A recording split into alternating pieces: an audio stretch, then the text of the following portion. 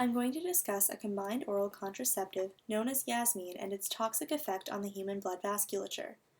Yasmin is a combined oral contraceptive used of course in pregnancy prevention as well as hormone therapy in women. The route of entry, of course, is oral, and Yasmin comes in film-coated tablets containing 3 mg of drospirenone, which will further be referred to as DRSP, and 0.03 mg of ethinyl estradiol, which will further be referred to as EE. Absorption. Both drospirenone and ethinyl estradiol are hydrophobic steroid hormones capable of diffusion across membranes, including those of the gastrointestinal tract. No transporters are needed. Both compounds have a wide variety of both functional groups and substructures as listed by a variety of sources. These include ethers, ketones, and phenolic hydroxyl groups, just to point out a few key players. The hydrophobicity outweighs hydrophilic phenolic alcohols, and overall both DRSP and EE are hydrophobic. This is also indicated by log P values, which fall within the drug likeness range. While the pKa of the strongest acidic group on EE is higher than the pH of the gastrointestinal tract, which would indicate that the alcohol could potentially be protonated and ionized, this is not enough to override the hydrophobic properties of the steroid molecule. Therefore, both compounds are able to cross membranes by simple diffusion. Because Yasmin is administered orally, this absorption occurs in the gastrointestinal tract and then can enter enterohepatic circulation. Distribution. Both DRSP and EE are distributed in the blood bound to serum proteins, primarily albumin.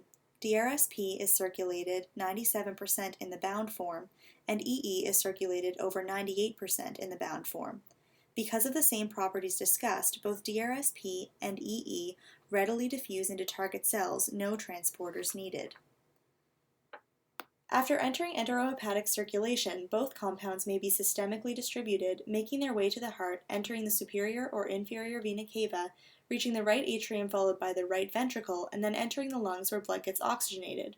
Following this, it passes through the left side of the heart, getting pumped through the aorta to the rest of the body. DRSP and EE can be distributed this way to numerous tissues and organs in the body before diffusing into their target cells. Metabolism.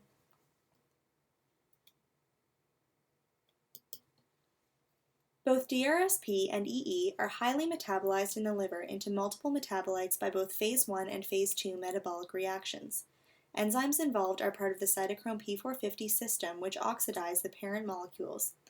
There is potential for first-pass metabolism of both compounds in the liver. Ethinyl estradiol is primarily metabolized by aromatic hydroxylation in the liver.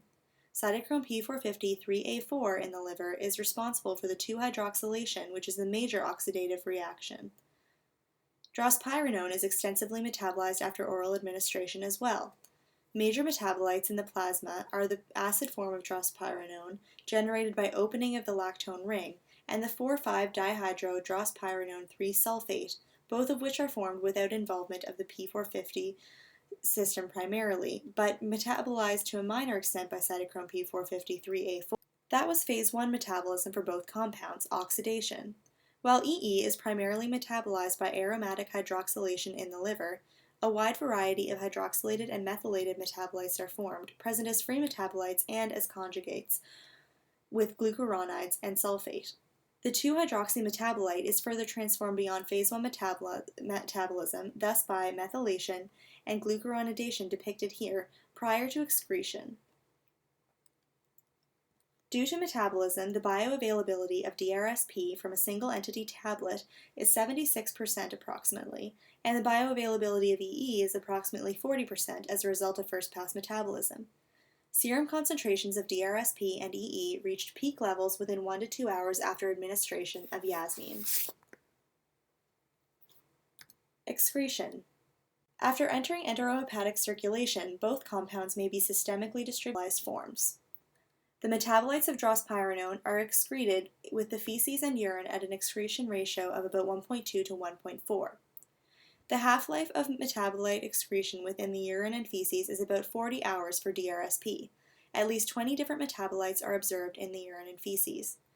Between 38 and 47% of the metabolites in urine are glucuronide and sulfate conjugates. In the feces, about 17 to 20% of the metabolites were excreted as glucuronides and sulfates. The metabolism of ethinylestradiol creates metabolites that are excreted at a urinary to biliary ratio of 4 to 6. The half-life of the metabolite excretion is about 1 day. Ethinylestradiol is excreted in the urine and feces as glucuronide and sulfate conjugates similar to DRSP.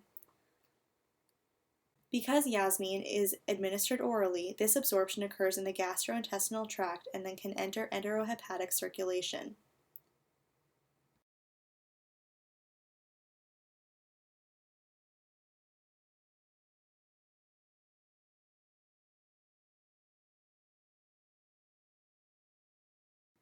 That was ADME for Yasmin.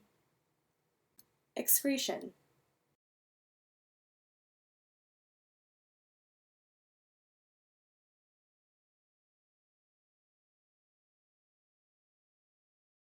This is unknown, but it is suggested that either the parent toxin ethinylestradiol or its metabolites may exert toxicity.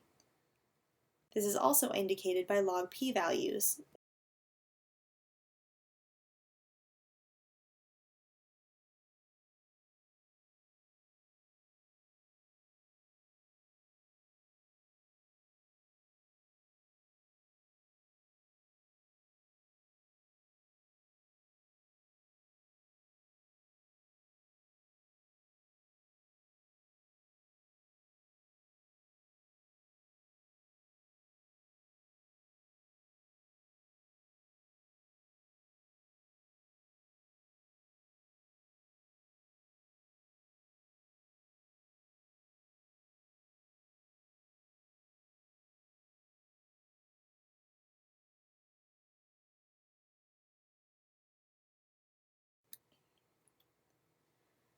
We have already discussed delivery of the toxin, including its absorption, distribution, metabolism, and excretion.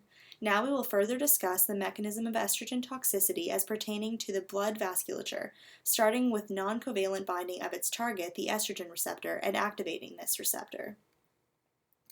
Use of combined oral contraceptives like Yasmin have been correlated with an increased risk of blood clots or venous thromboembolism.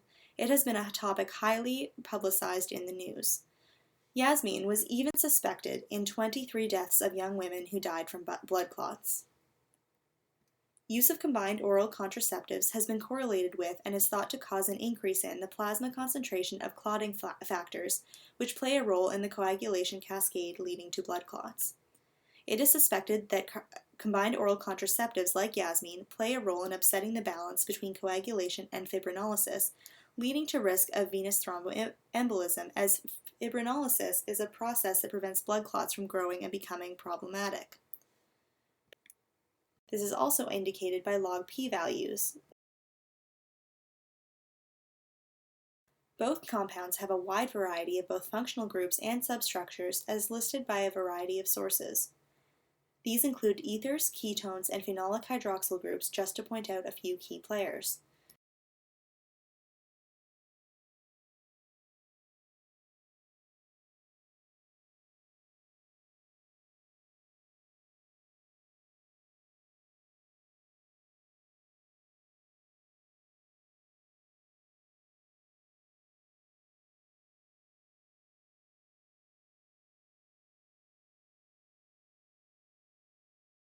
The two paths merge with the binding of factor 10A to factor 5 to form prothrombinase.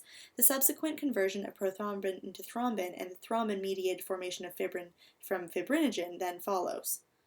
I will propose a mechanism for the estrogen-mediated upregulation of these clotting factors, leading to venous thromboembolism.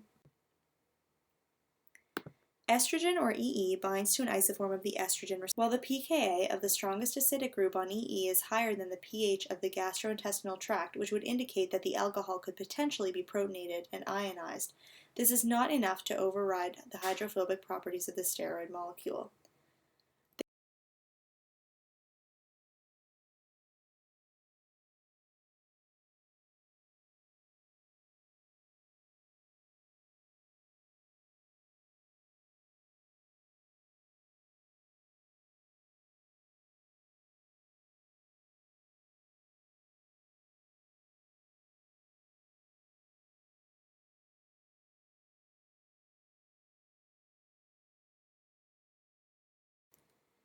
Here is a simplified depiction of just that pathway that was described.